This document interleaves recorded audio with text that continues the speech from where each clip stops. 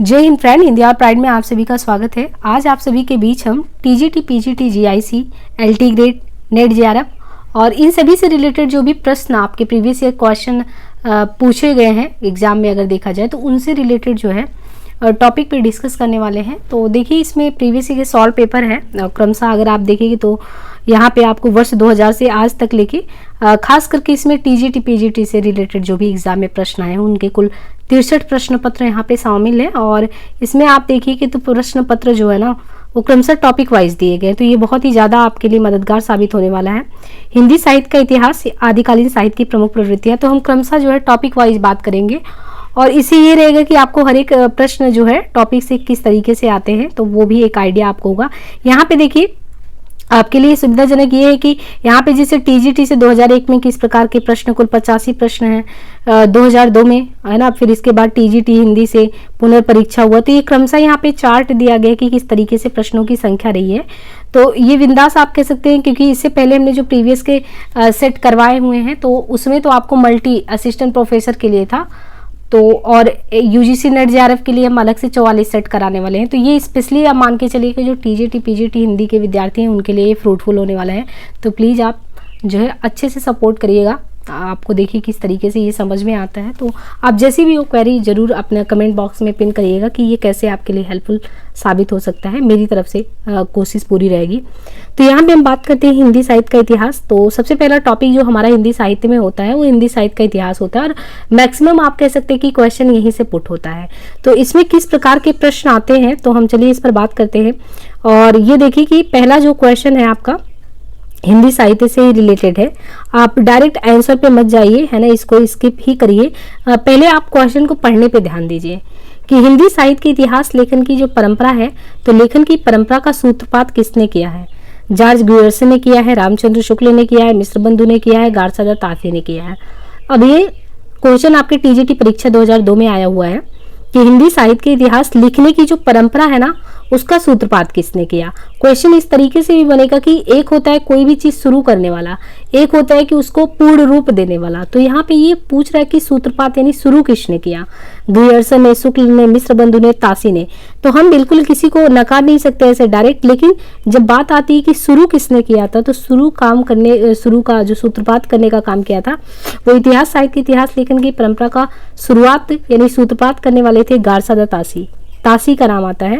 तासी जो कि फ्रेंच भाषा में लिखते हैं इस्तवार द ला लिटरेचर हिंदुस्तानी। इस पुस्तक को बिल्कुल ही ध्यान रखिएगा, बहुत ही इंपॉर्टेंट है। तो ये जो है फ्रेंच भाषा में इस्तवार द ला लिटरेचर हिंदुस्तानी ग्रंथ इन्होंने लिखा और इसमें इन्होंने हिंदी और उर्दू के अनेक कवियों का विवरण दिया है वर्ण क्रमानुसार। अब हम यहाँ पे रुकेंगे और आपको समझाएंगे कि ये क्या होता है वर्ण क्रमानुसार। देखिए लिखने की दो पद्धति होती है। एक होता है कि आप क्रमशः जो सन लिखते हैं कि हाँ किसी के जन्म के अकॉर्डिंग कि 1921 में जिसका जन्म हुआ या 1922 में जिसका जन्म हुआ, तो हम जन्म के अनुसार व्यक्ति का नाम जो है क्रमशः लिखते हैं कि कौन पहले पैदा हुआ कौन बाद में हुआ। तो इसी तरीके से जब इतिहासकारों का विवरण देते हैं तो बिल्कुल हम उनके जन्म काल के आधार पर देते हैं। परंतु एक होता है कि अल्फाबेटिक ऑर्डर में आपका ए से नाम पढ़ रहा है या बी से नाम पढ़ रहा है। अगर ए से आपका नाम पढ़ता है तो आप चाहे जितने ही कम एज के हो लेकिन आपका पहले लिख दिया जाए, है ना। तो ये जो होता है बिल्कुल ये एग्जाम्पल आप देख सकते हैं कि जैसे आप क्लास में जब जाते हैं तो अटेंडेंस में अगर आपका नाम जो है पहले अल्फाबेट में आता है तो आपको पहले बुलाया जाता है और जिसका लास्ट में आता है तो उसको लास्ट में बुलाया जाता है। तो यहाँ पे जो इन्होंने फ्रेंच भाषा में लिखने का प्रयास किया है गारसादा तासी ने, इन्होंने ये पूछता है कौन से क्रम में लिखा। तो यहाँ पे पूछता है कि काल क्रम में इन्होंने लिखा है कि वर्ण क्रम में लिखा है ना। तो ये बिल्कुल काल क्रम और ये वर्ण क्रम ध्यान रखिएगा। तो जो ये सबसे पहले सूत्र करता है गारसादा तासी, इन्होंने फ्रेंच भाषा में इस्तवार द ला लिटरेचर हिंदुस्तानी ग्रंथ लिखा। इसमें उन्होंने हिंदी और उर्दू के अनेक कवियों का जानकारी दिया, कैसे वर्ण के अनुसार, वर्ण क्रम के अनुसार। इसका प्रथम भाग 1839 में प्रकाशन में आया और दूसरा वाला 1847 में आया। फ्रेंड्स यहाँ पे हम पूरी निष्ठा के साथ आपके साथ लगने वाले हैं। प्लीज आप लोग भी कोऑपरेट करिएगा। आपके टीजीटी के मैक्सिमम क्वेश्चन पेपर हम सॉल्व कराएंगे और ये भी है विद एक्सप्लेनेशन, व्याख्या बिल्कुल सही से करवाना है ना, थोड़ी भी चूक ना हो। प्रीवियस के जो भी वीडियोज में चूक रह जाती तो काफी फ्रेंड्स से ये आता रिकमेंड कि ये मैम सुधार करिए वो करिए, तो मैं अपनी तरफ से पूरा इंप्रूवमेंट करने की कोशिश कर रही हूँ। आप लोग भी फुल सपोर्ट करिए। यहाँ पे देखिए तो यहाँ से आपको आंसर क्या मिला कि हिंदी साहित्य इतिहास लेखन की परंपरा का सूत्रपात गारसा दत्तासी ने किया, फ्रेंच भाषा में किया। पुस्तक का नाम है इस्तवार दल्ला लेतरेतु एंदुई हिंदुस्तानी। इसमें हिंदी और उर्दू के अनेक कवियों की जानकारी दी गई है। कैसे दिया गया है? तो वर्ण क्रम के अनुसार दिया गया है। ये जो पुस्तक है 2 भागों में विभक्त है, 1839 में, और इसका दूसरा पार्ट आया था 1847 में। ये सारे ही जितने भी है इनको सबको आपको ये जितने भी हम ये गोले कर रहे हैं सब ध्यान रखना है आपको। अब यहाँ से रिलेटेड आपको कुछ और टॉपिक बताने वाले हैं कि अन्य महत्वपूर्ण तथ्यों में देखें तो 1888 में एशियाटिक सोसाइटी ऑफ बंगाल की पत्रिका के विशेषांक के रूप में जॉर्ज ग्रियर्सन द्वारा रचित the modern vernacular literature of Hindustan का प्रकाशन हुआ, जो नाम से इतिहास ना होते हुए भी सच्चे अर्थों में हिंदी साहित्य का पहला इतिहास है। तो देखिए एक वही हमने कहा ना कि कोई शुरुआत भले ही कर दे तो शुरुआत में हर एक चीज बिल्कुल सही नहीं होता, परिपक्व नहीं होता, उसको सही करना पड़ता है। तो तासी ने तो जो गारसा दत्त तासी है इन्होंने वर्ण क्रम के अनुसार शुरुआत तो लिखने का कर दिया, पर क्योंकि इन्होंने कालक्रम से नहीं लिखा ना इसलिए इनको पूर्ण रूप में नहीं मानते कि सही से इन्होंने लिखा। तो बाद में हम the modern vernacular literature of Hindustan पढ़ते हैं, ये 1888 में आया था और ग्रियर्सन जी ने लिखा था। तो ये जो है कालक्रम से आधार पे लिखा गया है। तो ये सच्चे अर्थों में हिंदी साहित्य का अगर पहले सच्चे अर्थों में अगर आता है, सच्चे अर्थों में, सूत्रपात नहीं, कि हिंदी का साहित्य का पहला सच्चे अर्थों में देखें तो वो है ग्रियर्सन का the modern vernacular literature of Hindustan, 1888 में आया। अब ये देखिए आप एक प्रश्न आप देख ले ना, तो इससे अब आपको ये पता चलेगा कि वही टीजीटी का प्रश्न कितनी बार रिपीट होता है। अब यहाँ पे देखिए हिंदी साहित्य के इतिहास लेखन का सर्वप्रथम प्रयास किसने किया। अब ये नहीं कह रहा कि अच्छे से प्रयास किसने किया, या हम किसको परिपूर्ण रूप से यानी परिपक्व अवस्था में मानते हैं हिंदी साहित्य का पहला। ये तो बस ये कह रहा है कि हिंदी साहित्य के इतिहास लिखने की बस शुरुआत भर किसने की है। तो वही क्वेश्चन फिर से रिपीट हुआ और एक KVS प्रवक्ता परीक्षा 2014 में वही क्वेश्चन है ना। तो यहाँ पे देखिए अब विकल्प में आपको अलग से उत्तर थोड़ी बताना है, उत्तर तो वही है, तो उसमें कुछ चेंज नहीं होगा। अब ये तीसरे प्रश्न में आइए, हिंदी साहित्य के इतिहास लेखन का सबसे पहले किस भाषा में। अब देखिए यहाँ पे दिया है कि किस भाषा में प्रयोग हुआ। तो अभी हमने सबसे पहले पढ़ा था अंग्रेजी, जर्मनी, फ्रेंच, उर्दू। तो फ्रेंच, क्योंकि तासी जो थे गारसा दत्त तासी वो फ्रेंच विद्वान थे, तो उन्होंने लेखन भी कैसे किया है, फ्रेंच में किया। तो नवोदय में आया हुआ है, नवोदय विद्यालय प्रवक्ता में।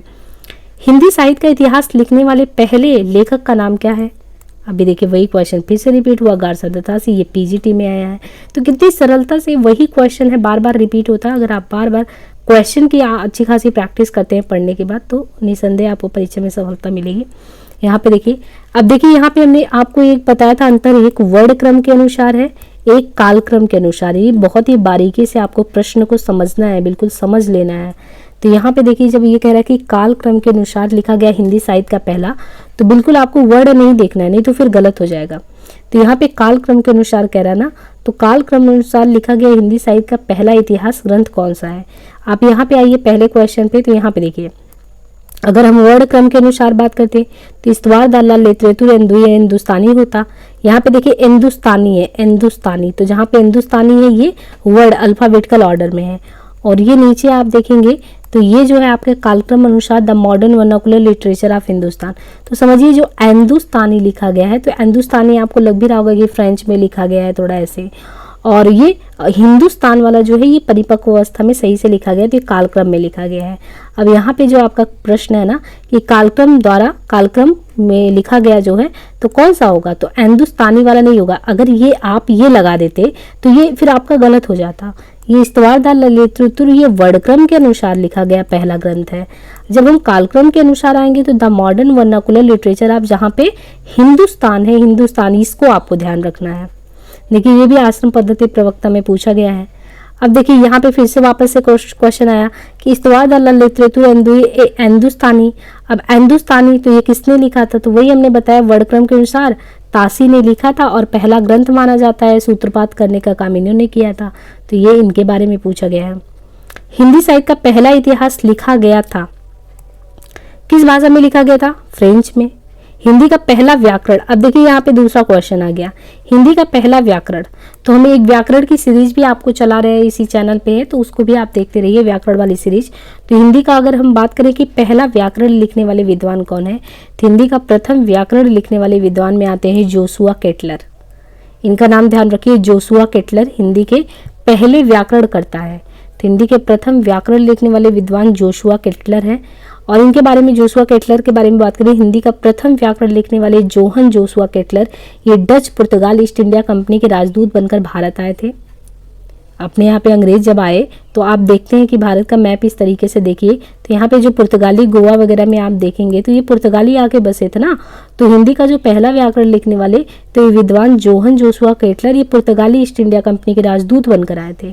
और उन्होंने अपने देशवासियों को भारत में कि कैसे वो कॉमर्शियल बेनिफिट्स उठा सके, बिजनेस को फैला सके, इस दृष्टि से कि हिंदी का सामान्य ज्ञान उन्हें करवाना पड़ेगा, तो उसके लिए उन्होंने व्याकरण की पुस्तक हिंदुस्तानी ग्रामर लिखी। तो देखिए किसने लिखा, जोशुआ केटलर पुर्तगाली थे, वो अपने यहाँ का व्यवसाय यहाँ पे फैलाना चाहते थे, पैसे कमाना चाहते थे, तो उन लोगों को सामान्य हिंदी आना चाहिए। तो उसकी जानकारी के लिए उन्होंने हिंदुस्तानी ग्रामर लिखा था, जो सन 1715 के आसपास प्रकाशित हुआ। और इस ग्रामर की रचना डच भाषा में की गई, उनको पुर्तगाली आता तो वो डच में किए। और फिर डॉक्टर ग्रियर्सन ने अपने ग्रंथ लिंग्विस्टिक सर्वे ऑफ इंडिया में इस पुस्तक का तथा उनके लेखक का संक्षिप्त परिचय दिया। यानी डॉक्टर ग्रियर्सन ने फिर अपनी पुस्तक लिंग्विस्टिक सर्वे ऑफ इंडिया में जो उन्होंने हिंदुस्तानी ग्रामर लिखा था 1715 में, उसका जिक्र किया। और फिर सन 1943 में पंडित किशोरी दास वाजपेयी का जो ब्रज भाषा व्याकरण है वो प्रकाशित हुआ, और इसी के साथ व्याकरण लेखन में नई चेतना का संचार हुआ। इसके बाद वाजपेयी जी की अच्छी हिंदी का नमूना, तो यहाँ पे जो किशोरदास वाजपेयी हैं जिनका ब्रज भाषा व्याकरण प्रकाशन में आया सन 1943 में, तो जिससे व्याकरण लिखना शुरू हो गया था। इसके बाद वाजपेयी जी की अच्छी हिंदी का नमूना, वाजपेयी जी का ही अच्छी हिंदी का नमूना 1948, और ब्रज भाषा का प्रथम व्याकरण 1949, हिंदी निरुक्त 1949 तथा हिंदी शब्दानुशासन 1958 ये प्रकाशित हुआ। देखिए हिंदी साहित्य के इतिहास को व्यवस्थित रूप, अब यहाँ पे देखिए क्वेश्चन है कि व्यवस्थित रूप, हमने कहा कि शुरू करने वाला तो कोई भी हो सकता है ना, कोई भी चीज़ शुरू करने वाला कोई भी हो सकता है, परंतु उसका व्यवस्थित रूप देने वाला भी बड़ा होता है। अब हिंदी साहित्य का इतिहास को जो व्यवस्थित रूप दिया था वो किसने दिया था, तो व्यवस्थित रूप देने वाले थे आचार्य रामचंद्र शुक्ल। पीजीटी में पूछा गया है कि हिंदी साहित्य को व्यवस्थित रूप देने का श्रेय किसको जाता है, ना तो ग्रियर्सन, न विश्वबंधु, न सेंगर को, रामचंद्र शुक्ल को। आचार्य रामचंद्र शुक्ल को, उन्होंने हिंदी साहित्य का इतिहास 1929 में लिखा है। और ये देखिए कि हिंदी साहित्य के विद्यार्थियों को हिंदी साहित्य का इतिहास जो है रामचंद्र शुक्ल का बिल्कुल अच्छे से चिंतन मनन से पढ़ना चाहिए। बहुत सारे क्वेश्चन सिर्फ इसी बुक से आते हैं, और हो सकेगा तो मैं इस चैनल पे हिंदी साहित्य का इतिहास ज़रूर करवाऊंगी, क्योंकि अगर हिंदी साहित्य में अगर हम थोड़ा भी योगदान देना चाहते हैं तो सबसे पहले उनको बहुत अच्छे से समझना है। और खासकर जो भी प्रतियोगी विद्यार्थी हैं हिंदी साहित्य के क्षेत्र में अपना कदम बढ़ाने वाले, तो उनको ये बुक बहुत अच्छे से समझ में आना चाहिए। तो यहाँ पे जो उन्होंने व्यवस्थित श्रेय दिया है, तो हिंदी साहित्य के इतिहास को व्यवस्थित रूप का श्रेय आचार्य रामचंद्र शुक्ल को। इन्होंने हिंदी साहित्य का इतिहास 1929 लिखा, जो मूलतः नागरिक प्रचारी सभा द्वारा प्रकाशित हिंदी शब्द सागर की भूमिका के रूप में लिखा गया था, जिसे आगे परिवर्धित एवं विस्तृत करके स्वतंत्र पुस्तक का रूप दे दिया गया था। तो ये जो रामचंद्र शुक्ल थे, इनको एक बार जो है किताब की भूमिका लिखने के लिए नागरिक प्रचारी सभा द्वारा दिया गया कि किताब की भूमिका लिखनी है, तो ये भूमिका लिखते लिखते पूरा किताब लिख डाले थे। तो वही किताब हम सभी के सामने आता है हिंदी साहित्य का इतिहास करके 1929 में। और जो इनको काम दिया गया तो भूमिका लिखना था हिंदी शब्द सागर की। शिव सिंह सरोज जो है 1883 में लगभग 1,000 भाषा कवियों का जीवन चरित्र, उनकी कविताओं की जानकारी देते हैं। और ये शिवशंकर सिंह के द्वारा जो है शिव सिंह सरोज लिखा जाता है। कब? 1883 में। रामचंद्र शुक्ल का हिंदी साहित्य का इतिहास मूलतः किस कृति की भूमिका के रूप में, तो अभी जस्ट देखिए ऊपर क्वेश्चन था और फिर जीआईसी में भी आया हुआ है। रामचंद्र शुक्ल का हिंदी साहित्य का इतिहास मूलतः किस कृति की भूमिका, तो किस कृति? हिंदी शब्द सागर की भूमिका के रूप में है।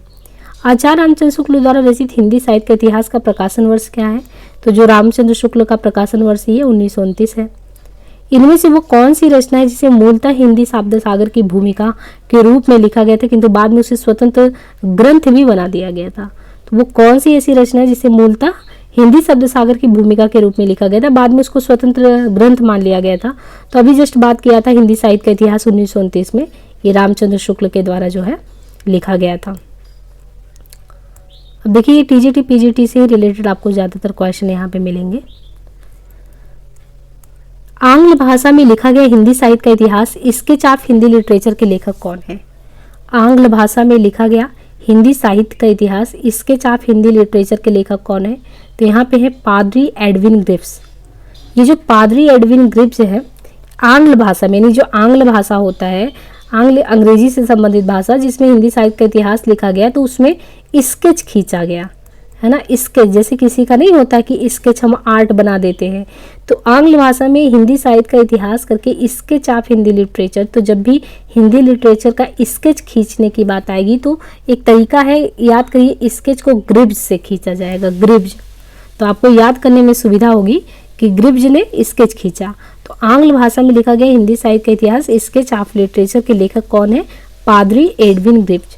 पादरी F.E.K. द्वारा लिखित हिंदी साहित्य का इतिहास। अब यहाँ पे दो लोग का नाम आएगा तो कन्फ्यूजन हो जाएगा ना, इसलिए हमने कहा स्केच को आप ग्रिब्ज से याद कर लो। ग्रिब्ज ने स्केच खींचा तो स्केच ऑफ हिंदी लिटरेचर ग्रिब्ज का हो गया। और एक पादरी F.E.K. ये आएंगे, एक पादरी है F.E.K. इन्होंने क्या किया, पूरा हिंदी साहित्य का लिटरेचर हिस्ट्री ही लिख दी। तो हिस्ट्री के कौन लिखा है? फादर ने लिखा है।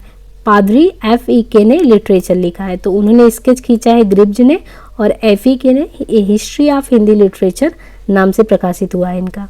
और द मॉडर्न वर्नाकुलर पे हमने पहले भी जिक्र किया था, ये वही पुस्तक है जो कालक्रम की सुविधा से अगर देखें तो ये जो पहला रियल में माना जाता है, ये the modern vernacular literature of Hindustan, ये कौन, किसने, इसके लेखक कौन है? जॉर्ज ग्रियर्सन है। अब देखिए यहाँ पे क्वेश्चन है कि ग्रियर्सन के द्वारा the modern vernacular literature of Hindustan का हिंदी अनुवाद किसने किया है? तो ग्रियर्सन कृत जो the modern vernacular literature of Hindustan है, इसका अनुवाद किसने किया है? तो इसका अनुवाद डॉक्टर किशोरी लाल गुप्त ने किया है। ग्रियर्सन कृत the modern vernacular literature of Hindustan, इसका हिंदी में अनुवाद किसने किया है? तो इसका हिंदी में अनुवाद डॉक्टर किशोरी लाल गुप्त ने किया है। ग्रियर्सन द्वारा रचित the modern vernacular literature of Hindustan का हिंदी अनुवाद डॉक्टर किशोरी लाल गुप्त ने हिंदी साहित्य का इतिहास के नाम से किया है। तो ये जो पुस्तक है the modern vernacular literature of Hindustan, इसको पहचानने का तरीका ये एक देखिए, यहाँ पे हिंदुस्तानी है, तो हिंदुस्तानी को किसने लिखा है? ग्रियर्सन ने लिखा है ना। अब हिंदुस्तानी को अगर ग्रियर्सन ने लिखा है तो इसका अनुवाद भी कोई करेगा, तो ग्रियर्सन का जो है अनुवाद कौन करता है? तो देखिए यहाँ पे ग्रियर्सन द्वारा जो रचित है मॉडर्न वर्नाकुलर हिंदुस्तान को, इसका अनुवाद किसने किया? किशोरी ने, डॉक्टर किशोरी ने हिंदुस्तान का अनुवाद किया। और क्या लिखा? ये है इतिहास, the modern vernacular literature of Hindustan. तो द मॉडर्न यानी वर्तमान समय में अगर देखें तो वर्तमान में देखा जाए वर्नाकुलर लैंग्वेज में हिंदुस्तान का लिटरेचर अगर किसने लिखा है तो किशोरी लाल गुप्त ने लिखा है। तो उसका नाम दिया उन्होंने हिंदी साहित्य का इतिहास, क्योंकि बहुत ही कन्फ्यूजन हो जाता है, खासकर अगर आप देखिए तासी में और ग्रियर्सन में, और फिर इनका जो अनुवाद किया गया है ना, तो फाइनली अगर देखें तो ये बहुत ज़्यादा कन्फ्यूजन क्रिएट करता है। तो आप हमेशा तासी को हिंदुस्तानी से याद रखिए, और फिर तासी का जो अभी तासी की पुस्तक जो है उसका कौन अनुवाद करता है, किस नाम से, उसको ध्यान रखना है। दूसरा चीज़ आपको ये हिंदुस्तान जो है, तो the modern vernacular literature of Hindustan, तो हिंदुस्तान किसने लिखा है? ग्रियर्सन ने लिखा है। तो ग्रियर्सन का अनुवाद किसने किया और किस नाम से किया है? तो हिंदी साहित्य का इतिहास नाम से किसने किया? किशोरी लाल गुप्त ने। तो किशोरी लाल ने हिंदुस्तान वाले का अनुवाद किया है, किस नाम से? हिंदी साहित्य के इतिहास नाम से। अन्य महत्वपूर्ण बात यहाँ पे देखें, इससे रिलेटेड तथ्य जो है, तो किशोरी लाल गुप्त का जन्म वर्ष 1916 में भदोही उत्तर प्रदेश में हुआ था। ये पंडित विश्वनाथ प्रसाद मिश्र के प्रमुख शिष्यों में से एक थे। तो जो किशोरी लाल गुप्त हैं, किशोरी लाल गुप्त जी का जन्म अगर देखें तो इनका जन्म वर्ष 1916 में भदोही यूपी में हुआ था, और ये पंडित विश्वनाथ प्रसाद मिश्र के प्रमुख शिष्यों में से थे। गुप्त जी को विंध्य गौरव से सम्मानित किया गया था। गुप्त जी की कृति हिंदी साहित्य का प्रथम इतिहास हिंदी प्रचारक संस्थान वाराणसी से प्रकाशित हुआ था। तो किशोरी लाल गुप्त का जन्म 1916 भदोही यूपी में, ये पंडित विश्वनाथ प्रसाद मिश्र के प्रमुख शिष्यों में से एक थे। गुप्त जी को विंध्य गौरव से सम्मानित किया गया था। गुप्त जी की कृति हिंदी साहित्य का पहला इतिहास हिंदी प्रचारक संस्थान वाराणसी से प्रकाशित हुआ। किशोरी लाल गुप्त की अंतिम प्रकाशित कृति सूर सागर की टीका 4 खंडों में है। यहाँ पे आगे क्वेश्चन देखें कि the modern vernacular literature of Hindustan Hindi साहित्य के इतिहास ग्रंथ के लेखक का नाम क्या है? The modern vernacular literature of Hindustan Hindi साहित्य के इतिहास ग्रंथ के लेखक का नाम क्या है? George Grierson. The modern vernacular literature of Hindustan Hindi साहित्य के इतिहास ग्रंथ के लेखक का नाम क्या है? George Grierson. The modern vernacular literature of Hindustan के लेखक कौन है? तो यहाँ पे देखिए लेखक कौन है, तो गारसदर तासी नहीं, यहाँ पे जो हिंदुस्तान वाला है, हिंदुस्तान के लेखक जो है ये ग्रियर्सन है, तासी नहीं है। डॉक्टर किशोरीलाल गुप्त ने इनमें से किस ग्रंथ का हिंदी अनुवाद किया है? तो यहाँ पे बात करें डॉक्टर किशोरीलाल, तो डॉक्टर किशोरीलाल गुप्त ने इनमें से किस ग्रंथ का हिंदी अनुवाद हिंदी साहित्य का प्रथम इतिहास शीर्षक से किया है? डॉक्टर किशोरीलाल गुप्त ने इनमें से किस ग्रंथ का हिंदी अनुवाद हिंदी साहित्य का प्रथम इतिहास शीर्षक से किया है? तो यहाँ पे देखिए जो किशोरीलाल जी ने किया, अभी जस्ट ऊपर पढ़ा था, इन्होंने किया the modern vernacular literature of Hindustan.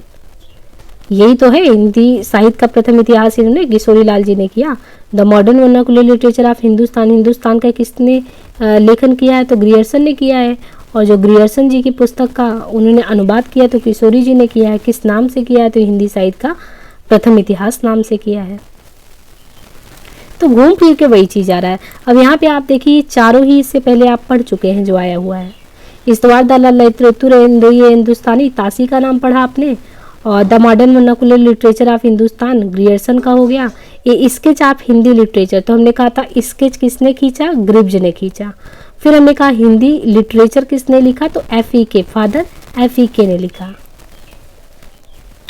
इनमें से किस साहित्य ऐतिहासिक ग्रंथ को किशोरीलाल गुप्त ने हिंदी साहित्य का प्रथम इतिहास नाम से लिखा? आप तो बिल्कुल रट गया होगा आपको, the modern vernacular literature of northern Hindustan को।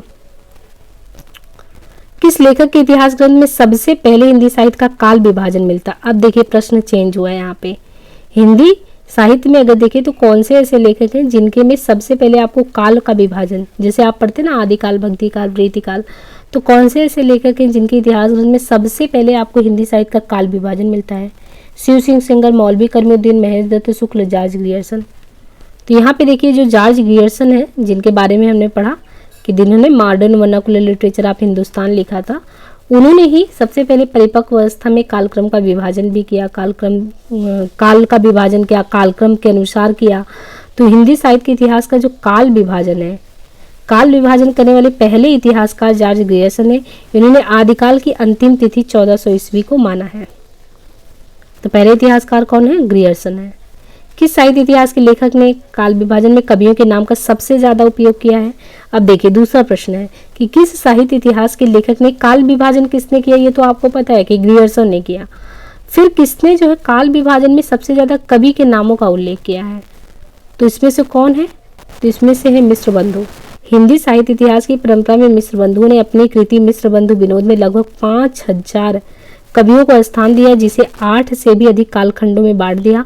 इस प्रकार मिश्र बंधु ने काल विभाजन में सर्वाधिक कवियों के नाम का उल्लेख किया है। तो हिंदी साहित्य इतिहास की परंपरा में मिश्र बंधु ने अपनी कृति मिश्र बंधु विनोद, देखिए ये जो मिश्र बंधु लेखक है, मिश्र बंधु लेखक, इन्होंने इनकी कृति है मिश्र बंधु विनोद। मिश्र बंधु विनोद में लगभग 5000 कवियों का स्थान दिया है, जिसे 8 से भी अधिक कालखंडों में बांटा है। इस प्रकार मिश्र बंधु ने काल विभाजन में सर्वाधिक कवियों के नाम का उल्लेख किया है। मिश्र बंधु विनोद नामक हिंदी साहित्य के इतिहास लेखकों के नाम, देखिए जो मिश्र बंधु नामक जो है मिश्र बंधु विनोद लिखा गया है, इस रचना में जो लेखक है उनके नाम बताने हैं। तो मिश्र बंधु विनोद जो है इस हिंदी साहित्य के इतिहास लेखकों के नाम है गणेश, श्याम, सुख। यहाँ पे कंफ्यूजन हो सकता है, तो आप बिल्कुल ध्यान रखिए इसको कि ये गणेश बिहारी मिश्र हैं, श्याम बिहारी हैं, सुखदेव हैं।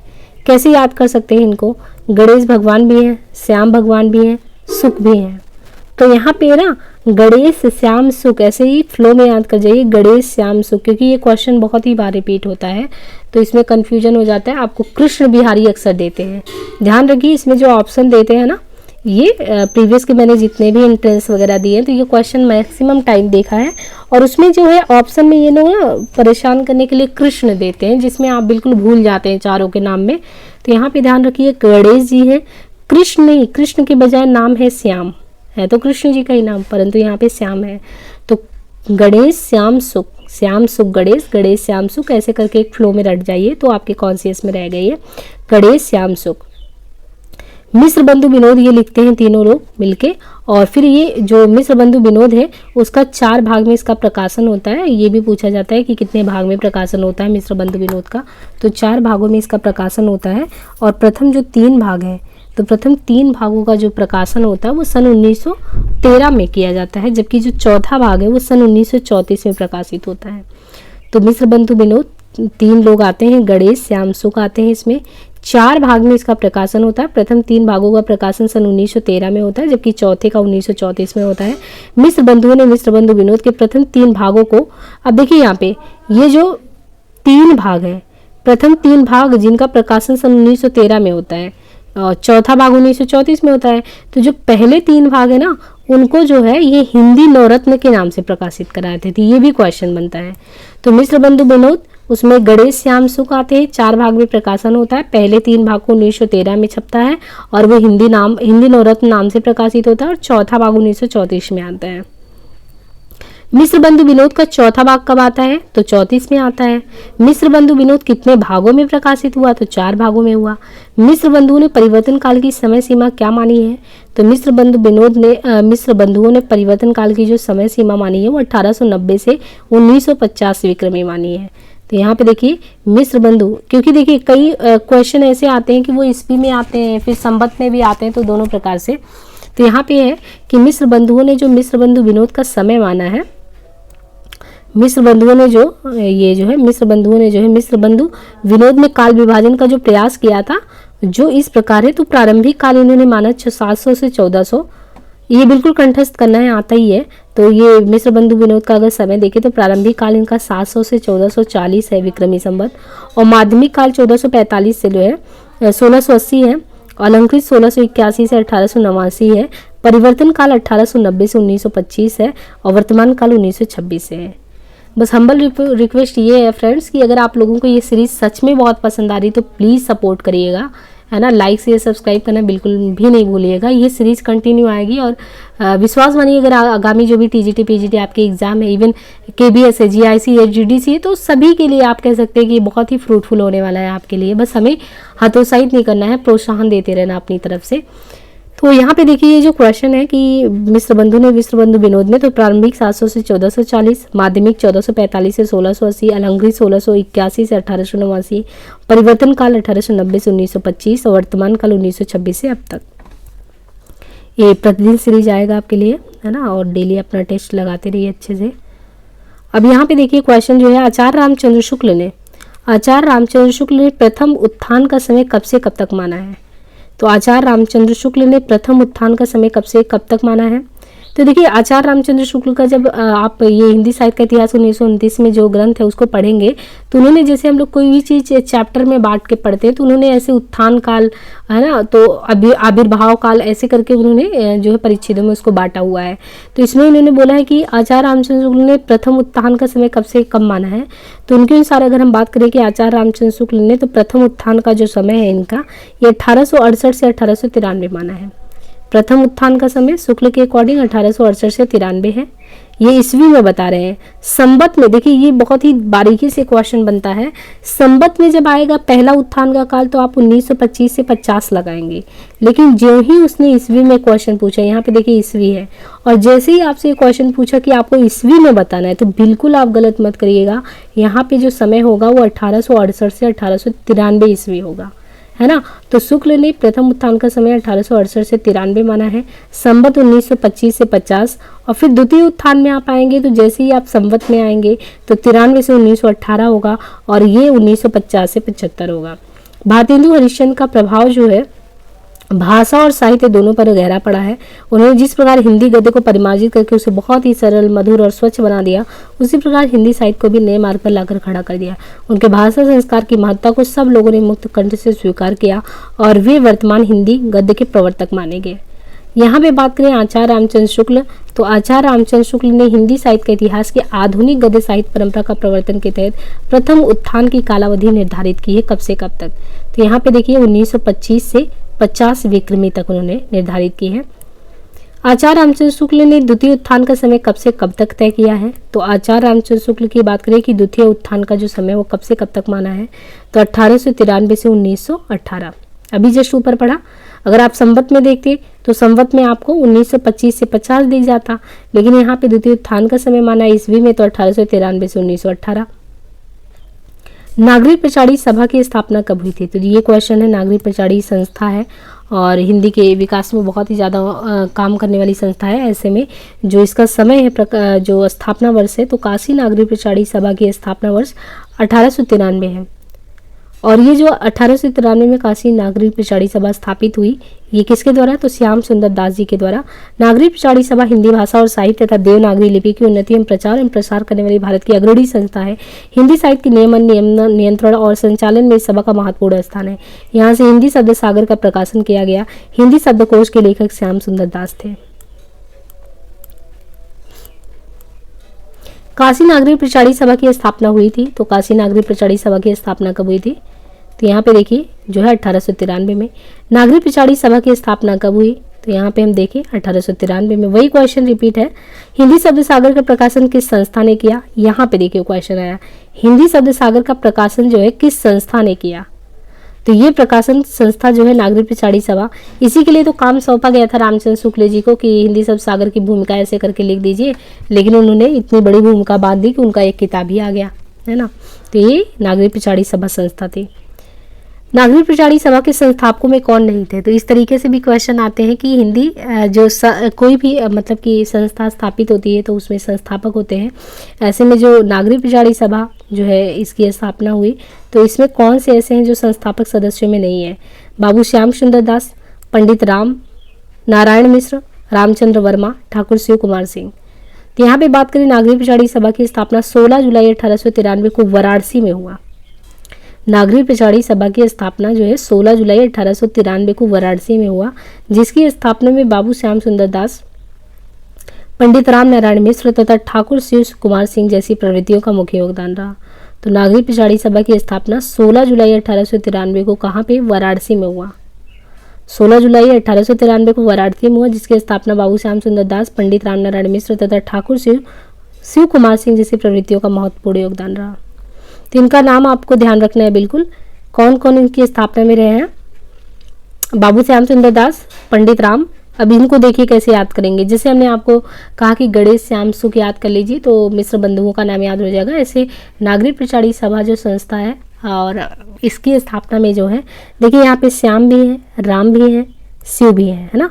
तो राम श्याम शिव, हालांकि थोड़ा नाम पूरा पढ़ लीजिएगा नहीं तो कहीं पे कंफ्यूजन के लिए ऐसा ही कुछ नाम दे, बट बीच में आप देखिए सभी के बीच में नहीं, बीच में सभी के नहीं आ रहे हैं, 2 ही लोगों के आ रहे हैं। तो एक के राम शिव है, राम शिव श्याम, तो श्याम शिव तो बीच में है, राम आगे है। तो कुछ ऐसे ट्रिकी वे में भी याद कर सकते हैं।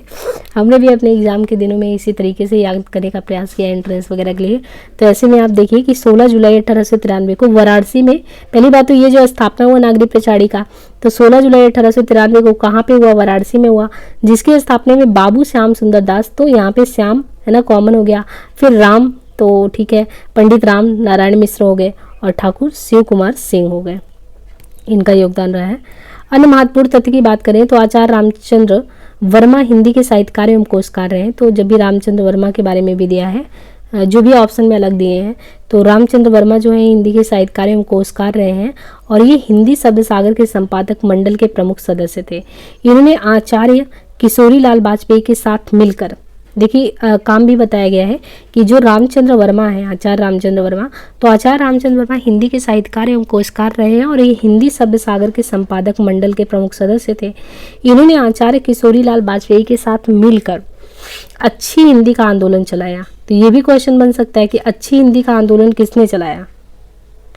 तो रामचंद्र वर्मा, जो कि अच्छे साहित्यकार कोशकार रहे, हिंदी शब्द सागर के संपादक मंडल के प्रमुख सदस्य भी रहे थे और ये किशोरी लाल के साथ मिलकर, रामचंद्र वर्मा किशोरी लाल जी के साथ मिलकर अच्छी हिंदी का आंदोलन चलाया और हिंदी का मानकीकरण किया। सन 1919 में महात्मा गांधी नामक पुस्तक भी लिखी। फोर्ट विलियम कॉलेज की स्थापना किस वर्ष में हुई? इससे पहले हमने नागरिक पिछाड़ी का 1893 पढ़ा था। अब ये फोर्ट विलियम कॉलेज क्या है? तो फोर्ट विलियम जो कॉलेज है इसकी स्थापना वर्ष की बात करें तो इसकी स्थापना कब हुई थी? तो यहाँ पे देखिए जो फोर्ट विलियम कॉलेज है, फोर्ट विलियम कॉलेज के बारे में बात करें तो इसका जो स्थापना वर्ष है, तो स्थापना वर्ष की बात करें तो 1800 ईस्वी में जो है ये स्थापित हुआ था। और ये अगर देखें तो किसके उसमें हुआ था फोर्ट विलियम कॉलेज? तो ये जो है पेलेजली ने जॉन गिलक्राइस्ट की अध्यक्षता में ओरिएंटल सेमिनरी की स्थापना की। बाद में यही संस्था फोर्ट विलियम कॉलेज के रूप में हो गया।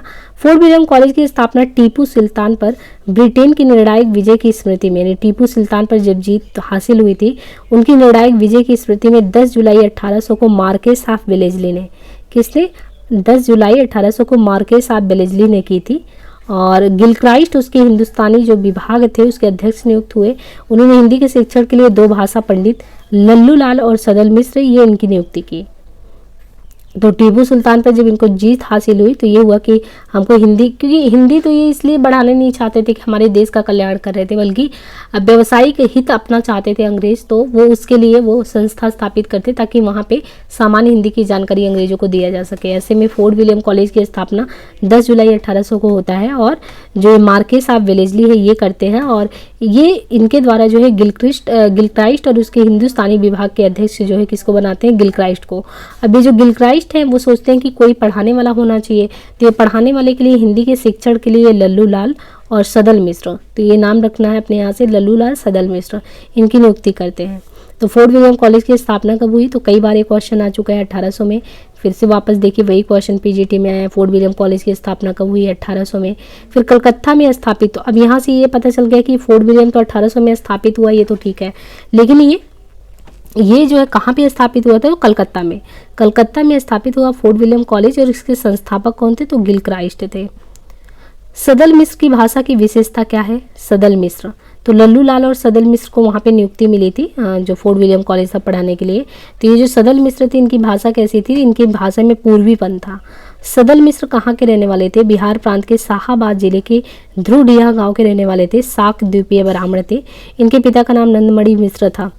ये कलकत्ता के फोर्ट विलियम कॉलेज के हिंदुस्तानी विभाग में जो है अध्यापक थे, और इनके शब्द संगठन और वाक्य विन्यास दोनों में ही ज़्यादातर आपको कौन सी लैंग्वेज देखने को मिलती, तो सदल मिश्र में आपको ब्रजभाषा, पूर्वीपन और बांग्ला, ये तीनों का मिश्रण देखने को मिलता। ब्रजभाषा भी, पूर्वीपन भी और बांग्ला का मिक्सअप देखने को मिलता। देखिए कुछ महत्वपूर्ण फैक्ट भी दिए गए हैं इनसे रिलेटेड। आधुनिक काल में जिस भाषा में हिंदी गद्य साहित्य लिखा जा रहा है, यानी आज की बात करें तो आधुनिक काल में जिस भाषा में हिंदी गद्य लिखा जा रहा है वह खड़ी बोली गद्य है। आचार्य रामचंद्र शुक्ल ने खड़ी बोली गद्य का प्रारंभ अकबर के दरबारी कवि गंग द्वारा लिखित चंद छंद वर्णन की महिमा से माना। तो कभी भी कोई ये पूछे कि ये जो खड़ी बोली हम सभी बोलते हैं तो ये कब से शुरू हुआ खड़ी बोली, तो भाई रामचंद्र शुक्ल का हिंदी साहित्य में एक अलग ही स्थान है अपना। तो रामचंद्र शुक्ल ऐसा मानते हैं कि ये जो खड़ी बोली बोला जाता है इसका प्रारंभ जो है ये अकबर के दरबारी कवि जो थे, कवि गंग, तो अकबर के दरबारी कवि गंग द्वारा लिखित जो चंद छंद वर्णन की महिमा वहाँ से शुरू हुआ है। सदल मिश्र हिंदी के पहले गद्यकार है। तो इन्होंने कहा अकबर के जो कवि गंग है उन्होंने चंद छंद वर्णन की महिमा लिखा, इसको हम मानते हैं खड़ी बोली गद्यकार, ये प्रारंभ यहीं से है। बाकी ये सदल मिश्र हिंदी के पहले गद्यकार हैं। सदल मिश्र की 2 गद्य कृतियां भी हैं, एक नासिकोपख्यान या चंद्रावती 1803 में और रामचरित मानस नहीं, रामचरित 1806 में। इन्हें 3 साल के गैपिंग पे अगर देखें तो एक नासिकोपख्यान या चंद्रावती भी कहते हैं, ज़्यादातर नाम ये नासिकोपख्यान से ऐसे ही आता है क्वेश्चन, लेकिन एक तो नासिकोपख्यान या चंद्रावती है ही 1803 में, दूसरा है रामचरित 1806 में।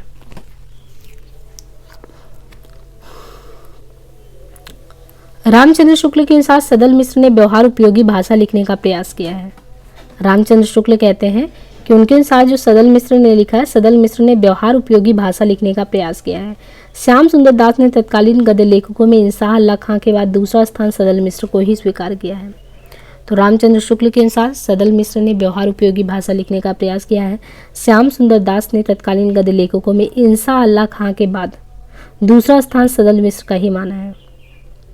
तो शुक्ल जी ऐसा कहते हैं कि जो चलो सदल मिश्र है, पूर्वी भले ही है, बांग्ला भी है उसमें मिश्रित अगर आप देखें, लेकिन व्यवहार उपयोगी यानी व्यवहार में आप उस भाषा का प्रयोग कर सकते हैं, इस तरीके से उन्होंने लेखन काम किया। और बाकी श्याम सुंदर दास जी कहते हैं कि उस समय के गद्य लेखकों में बात करें तो जो इंसाह अल्लाह खां है उनके बाद जो है 2nd नंबर पे सदल मिश्र आते हैं, तो इनको 2nd नंबर पे कह देते हैं सदल मिश्र को, इंसाह अल्लाह खां को 1st नंबर पे। लेकिन लल्लू लाल की रचना, तो लल्लू लाल और सदल मिश्र दोनों लोगों की नियुक्ति जो हुई थी वहाँ पे फोर्ट विलियम कॉलेज में, तो ये जो लल्लू लाल हैं इन्होंने रचना लिखा था प्रेम सागर, और प्रेम सागर जो लिखा था उसमें ज़्यादा आपको ब्रज भाषा का प्रभाव भी दिखता है, और शैली इनकी जो है वो आख्यात्मक शैली है। तो लल्लू लाल की रचना है प्रेम सागर, ब्रज भाषा का प्रभाव दिखता है, शैली आख्यात्मक है।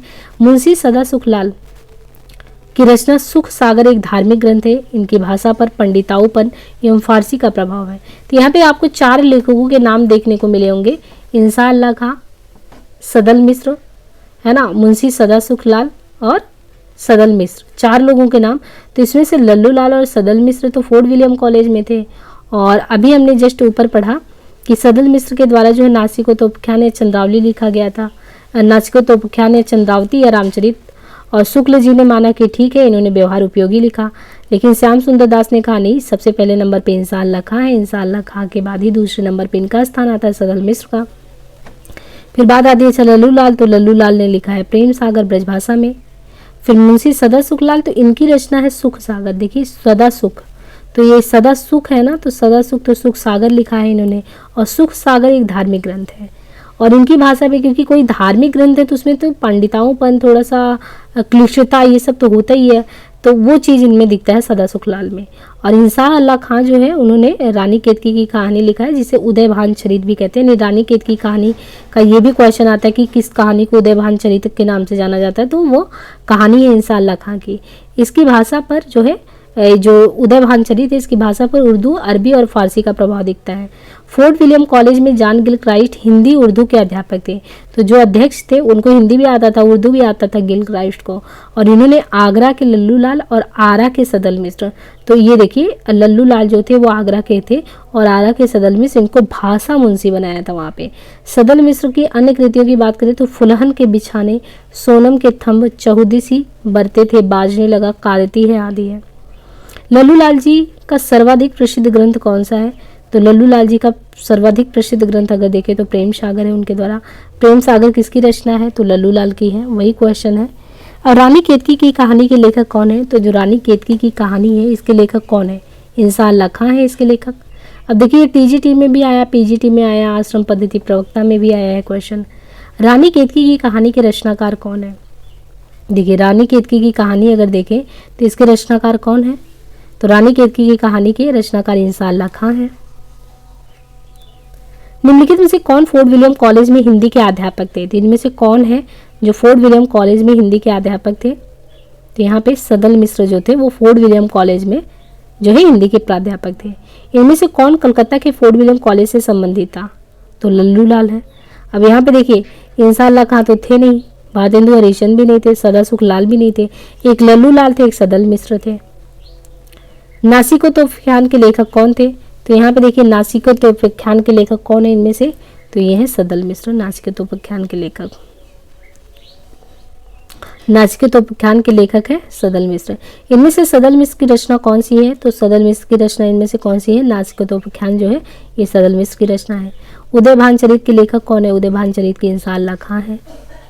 अभी देखिए ये उदय भान चरित ना इंसान अल्लाह खां, क्योंकि रानी केतकी की कहानी का जो एक नाम है उसको उदय भान चरित भी कहते हैं, तो वही क्वेश्चन है। सुख सागर की रचना किसने की? सुख सागर। तो सुख सागर की रचना किसने की इनमें से? तो सुख सागर की रचना करने वाले कौन है? सदा सुखलाल। सुख सागर का विषय क्या है? जो सुख सागर लिखा गया है इसका विषय क्या है? सुख सागर का विष्णु पुराण के उपदेशात्मक प्रसंग। सुख सागर का विषय क्या है? विष्णु पुराण के उपदेशात्मक प्रसंग। डॉक्टर नगेंद्र अपनी पुस्तक हिंदी साहित्य के इतिहास में लिखते हैं कि मुंशी सदा सुख राय निसार नियाज नहीं, जिनके नाम से सुख सागर शीर्षक ग्रंथ का उल्लेख प्राय सभी इतिहास पुस्तकों में किया गया है। सुख सागर शीर्षक किसी ग्रंथ के रचयिता नहीं है, अपितु सुख सागर इनका उपनाम था। तो इन्होंने कहा कि देखिए इनका उपनाम ही सुख सागर था। विष्णु पुराण या भागवत का मुंशी जी ने पद्य अनुवाद किया था। इनकी अन्य 2 रचनाएं अवश्य है, सुरसुरा निर्णय निबंधात्मक रचना, सज्जन दुर्जन का विवेचन तथा वार्तिक, बाबा दयालु दास के ध्रुव पदों का भाष्य। भाषा योग वशिष्ठ के लेखक कौन है? तो यहाँ पे एक रचना है भाषा योग वशिष्ठ। भाषा योग वशिष्ठ जो है इसके लेखक कौन थे? तो यहाँ पे अगर देखें भाषा योग वशिष्ठ, तो भाषा योग वशिष्ठ के लेखक है रामप्रसाद निरंजनी। भाषा योग वशिष्ठ के लेखक रामप्रसाद निरंजनी है। ये ग्रंथ संवत 1768 में लिखा गया। इसे रामचंद्र शुक्ल ने खड़ी बोली में लिखा गया बहुत साफ सुथरा ग्रंथ बताया है। तो ये जो भाषा योग वशिष्ठ है इसके लेखक कौन है? भाषा योग वशिष्ठ के लेखक है रामप्रसाद निरंजनी। और ये ग्रंथ कब लिखा गया? भाषा योग वशिष्ठ 1768 में लिखा गया है। इसे रामचंद्र शुक्ल ने क्या कहा है? तो इसे रामचंद्र शुक्ल ने खड़ी बोली में लिखा गया बहुत साफ सुथरा ग्रंथ बताया है। अन्य महत्वपूर्ण तथ्य की बात करें तो अब तक पाई गई पुस्तकों में भाषा योग वशिष्ठ सबसे पुरानी है, जिसमें गद्य अपने परिष्कृत रूप में दिखता है। इसे रामचंद्र शुक्ल ने खड़ी बोली का पहला ग्रंथ भी माना है। तो भाषा योग वशिष्ठ, इसके लेखक कौन है? लेखक रामप्रसाद निरंजनी है। ये ग्रंथ संवत 1768 में लिखा गया। इसे शुक्ल ने खड़ी बोली में लिखा गया बहुत साफ सुथरा ग्रंथ बताया है। अब तक पाई गई पुस्तकों में भाषा योग वशिष्ठ सबसे पुरानी, जिसमें गद्य अपने परिष्कृत रूप में है। इसे रामचंद्र शुक्ल ने खड़ी बोली का पहला ग्रंथ भी माना है। इसकी भाषा जो है गुरुमुख लिपि से मिलती जुलती है। तो रामचंद्र शुक्ल ने खड़ी बोली का पहला ग्रंथ माना है किसको? भाषा योग वशिष्ठ को। किसने लिखा? रामप्रसाद निरंजनी ने। कब लिखा? 1768 में। योग वशिष्ठ के लेखक, अभी जस्ट क्वेश्चन आ गया है, योग वशिष्ठ के लेखक कौन होंगे? रामप्रसाद निरंजनी जी होंगे। खड़ी बोली की पहली रचना किसको माना जाता है? तो यहाँ पे नासिकोतोपाख्यान को दिया है। अब यहाँ पे देखिए, अभी जस्ट ये वाला क्वेश्चन अगर आप देखेंगे तो यहाँ पे है कि रामचंद्र शुक्ल ने खड़ी बोली का पहला ग्रंथ किसको माना है? शुक्ल ने। भाषा योग वशिष्ठ 1768 रामप्रसाद निरंजनी को। अब यहाँ पे है कि खड़ी बोली की पहली रचना किसको माना गया? प्रेम सागर, नासिकोतोपाख्यान, ढोला मारूरा दुआ आसे। तो यहाँ पे कहीं पे भी आपको भाषा योग वशिष्ठ नहीं दिख रहा है। तो जो केंद्रीय हिंदी निदेशालय है उसने अपनी वेबसाइट पे हिंदी का उद्भव शीर्षक के तहत खड़ी बोली गद्य की पहली पुस्तक जो 1623 ईस्वी में जटमल के द्वारा गोरा बादल की कथा, उसका उल्लेख किया है। केंद्रीय हिंदी निदेशालय के अनुसार आधुनिक प्रथम गद्यकारों में सदल मिश्र एवं लल्लू लाल दोनों शामिल है, जो फोर्ट विलियम कॉलेज एक साथ गए। वहाँ सदल मिश्र ने जब एक साथ गए तो वहाँ पे सदल मिश्र ने 1803 में नासिकोतोपाख्यान की रचना की। 1805 में लल्लू लाल जी ने ये प्रेम सागर, श्रीमद् भागवत पुराण के 10वें स्कंद की खड़ी बोली का रूपांतरण उन्होंने प्रेम सागर नाम से किया। अतः आधुनिक गद्यकारों में जो नासिकोतोपाख्यान जो है सदल मिश्र का, इसे खड़ी बोली की पहली रचना मानी जाती है। और उत्तर प्रदेश माध्यमिक शिक्षा सेवा चयन बोर्ड ने अपनी प्रारंभिक उत्तर कुंजी में इस प्रश्न का उत्तर विकल्प ए माना था, किंतु संशोधित उत्तर कुंजी में विकल्प बी है। तो यहाँ पे ये मानिए कि आयोग, केंद्रीय हिंदी निदेशालय, ये सब कौन से मानते हैं? तो ये बी मानते हैं, और बी है नासिकोतोपाख्यान। तो कभी इस तरीके से भी प्रश्न बने कि जो है हिंदी खड़ी बोली की पहली रचना जो है रामचंद्र शुक्ल के अकॉर्डिंग कौन सा होगा? तो वो तो भाषा योग वशिष्ठ जो है उसको मानते हैं। लेकिन यहाँ पे कह रहे हैं कि केंद्रीय हिंदी निदेशालय जो है ये नासिकोतोपाख्यान को मानता है, और वही नहीं, लगभग सारे लोग ही मानते हैं उसमें नासिकोतोपाख्यान को पहला। तो आधुनिक अगर प्रथम गद्यकारों में देखें तो सदल मिश्र एवं लल्लू लाल दोनों को मानते हैं। लेकिन सदल मिश्र ने जो 1803 में नासिकोतोपाख्यान लिखा है इसको मेन माना जाता है, और बाकी लल्लू लाल जी ने जो प्रेम सागर लिखा था ये तो श्रीमद् भागवत पुराण के 10वें स्कंद खड़ी बोली का हिंदी रूपांतरण है। तो आप इनके अनुसार जो है उत्तर का चयन करेंगे जब भी अगर ये क्वेश्चन आपको एग्जाम में देखने को मिलता है। खड़ी बोली में जो खड़ी शब्द है उसका सबसे पहले प्रयोग किसने किया? आप देखिए, जब हमारे मुंह से निकल गया खड़ी बोली तो ये भी समझ में आना चाहिए कि खड़ी बोली निकला कैसे। खड़ी का मतलब खड़ी बोली में खड़ी क्या शब्द है? तो जो खड़ी बोली शब्द जो निकला है ये जो है नरेंद्र कोहली ने अपनी पुस्तक है व्यंग गाथा में लिखा कि पंडित लल्लू लाल जी ने खड़ी बोली में गद्य का लेखन किया। फोर्ट विलियम कॉलेज में ही खड़ी बोली का नामकरण हुआ। तो जो फोर्ट विलियम कॉलेज में लल्लू लाल सदल मिश्र थे ही, और यहीं पे खड़ी बोली का जो है नाम संस्करण, नाम का काम जो हुआ खड़ी बोली वो हुआ। और पहली बार खड़ी बोली के नामकरण का श्रेय गिलक्राइस्ट एवं सदल मिश्र को ही दिया जाता है कि गिलक्राइस्ट और सदल मिश्र के ही द्वारा आया। और 1803 ईस्वी में खड़ी बोली का प्रयोग एक भाषा के रूप में पहली बार हुआ है सदल मिश्र के द्वारा। गिलक्राइस्ट यहाँ पे है नहीं, तो ये जो है सदल मिश्र का नाम दिया है। खड़ी बोली का पहला प्रयोग किसके द्वारा हुआ? तो देखिए यहाँ पे जो है आपको देखिए इस तरीके से विकल्प को बहुत ही गौर से देखना है। अब ये GIC प्रवक्ता परीक्षा जो है इसमें इसने जो है सदल मिश्र का नाम नहीं दिया है, या तो सदल मिश्र, और यहाँ पे जब दिया कि गिलक्राइस्ट और सदल मिश्र को दिया जाता है, यानी दोनों लोगों के द्वारा है। खड़ी बोली के नामकरण का श्रेय गिलक्राइस्ट और सदल मिश्र दोनों को है। तो वहाँ पे जो ऑप्शन में दिया था उसमें सदल मिश्र दिया था, गिलक्राइस्ट गायब था। यहाँ पे खड़ी बोली का पहला प्रयोग किसने किया? तो यहाँ पे क्या किया है इसने? बलदेव जान गिलक्राइस्ट, लल्लू लाल, सुनीति कुमार चटर्जी का नाम दिया। तो यहाँ पे आप किसको लगाएंगे? तो गिलक्राइस्ट को लगाएंगे। तो ऑप्शन को बहुत अच्छे से देखना है क्वेश्चन देखते समय, क्योंकि जब हम पढ़ाई भी करते हैं ऐसे अंधाधुंध पढ़े, लेकिन ऑप्शन ऐसे ही कन्फ्यूजन वाला आता है। अब यहाँ पे देखें, आधुनिक हिंदी साहित्य के इतिहास में राजा द्वय के नाम से विख्यात दो रचनाकार हैं। ये कौन से हैं राजा द्वय के नाम से विख्यात है? तो एक तो राजा लक्ष्मण सिंह है, एक शिव प्रसाद सितारे हिंद है। ये दोनों ही लोग, एक लक्ष्मण है एक शिव है, तो शिव और लक्ष्मण। तो राजा लक्ष्मण सिंह और राजा शिव प्रसाद सितारे हिंद को राजा द्वय के नाम से जाना जाता है। TGT में आया हुआ था। फारसी पढ़े लिखे लोगों ने जनभाषा को फारसी शब्दों से बोझिल कर दिया। जो फारसी पढ़े लिखे थे तो जो एकदम नॉर्मल बोला जाता है, जो सभी को समझ में आए, क्योंकि उस समय देखिए जब अंग्रेज आए, इसके पहले भी मुगल काल सल्तनत, सब अपने यहाँ के राजकाज की भाषा उनकी फारसी होती थी, तो वो अपने अनुसार उसको रखे थे। हिंदी तो था ही नहीं सब इतना ज़्यादा प्रचलन में।